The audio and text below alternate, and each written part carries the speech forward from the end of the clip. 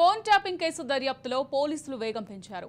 SIB మాజీ chief Prabhakar Rao ఓ channel MD Shravan రావును America నుంచి తీసుకొచ్చేందుకు పోలీసులు ప్రయత్నిస్తున్నారు.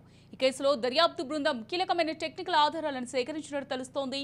కొండాపూర్లోని ఇన్నోవేషన్ ల్యాబ్స్ లో పోలీసులు సోదాలు నిర్వహించి 3 సర్వర్లు, హార్డ్ డిస్క్లతో పాటు 5 మాక్ మినీ డివైస్లు సీజ్ చేశారు. సంస్థ డైరెక్టర్ పాల్ రవికుమార్ కు 160 సిఆర్పిసి నోటీస్ జారీ చేశారు.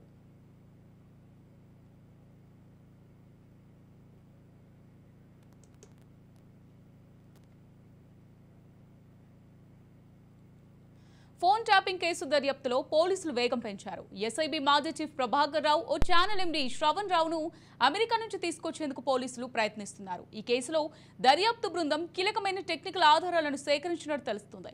కొండాపూర్లోని ఇన్నోవేషన్ ల్యాబ్స్ లో పోలీసులు సోదాలు నిర్వహించి 3 సర్వర్లు, హార్డ్ డిస్క్లతో పాటు 5 మాక్ మినీ డివైస్లు సీజ్ చేశారు.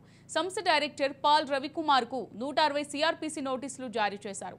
ఇక ఇదే అంశానికి సంబంధించి మరింత సమాచారం మా క్రైమ్ బ్యూరో చీఫ్ ఇన్నారెడ్డి అందిస్తారు. ఇన్నారెడ్డి, అమూల్య, ఫోన్ ట్యాపింగ్ కేసు అనేది తెలంగాణలో చాలా సంచలనంగా మారింది. దీంట్లో ఇప్పటి వరకు కూడా ప్రధానంగా పాత్రదారులు ఎవరైతే ఉన్నారో పోలీసు అధికారుల ఇన్వాల్వ్మెంట్, తర్వాత వాళ్ళు చేసిన దురాగతాలంటే ఏ రకంగా ప్రతిపక్షాలను టార్గెట్ చేసి వాళ్ళు ఏ రకంగా వాళ్ళు ఫోన్ ట్యాపింగ్ చేశారు అన్నది కూడా స్పష్టంగా. దీంట్లో ప్రధాన నిధులు ఎవరైతే ఉన్నారో ఎస్ఐబి మాజీ చీఫ్ ప్రభాకర్ రావు, తర్వాత దీంట్లో ఓ ఛానల్ ఎండీ శ్రవణ్ రావు సంబంధించి వాళ్ళిద్దరు కూడా అమెరికాలో ఉన్న నేపథ్యంలో వాళ్ళను తీసుకొచ్చడానికి కూడా రకరకాల ప్రయత్నాలు చేస్తా ఉన్నారు. ఇప్పటికే రెడ్ కార్నర్ నోటీస్ కూడా జారీ చేసినట్టుగా మనకు సమాచారం అంతా ఉంది.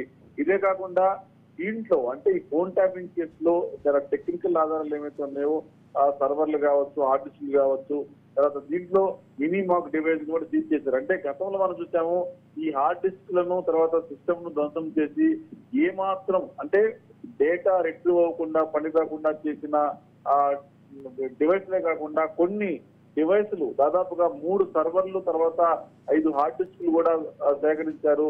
ఈ హార్డ్ డిస్క్ లో ఉన్న సమాచారం కావచ్చు, సర్వర్ లో ఉన్న సమాచారం కావచ్చు, అలానే మాక్ మినీ డివైస్ లో ఉన్న సమాచారం సంబంధించి కావచ్చు, ఇప్పటికే ఈ సమాచారం ఏ రకంగా రిట్రీవ్ చేయాలని దాని మీద కసరత్తు కొనసాగుతా ఉంది.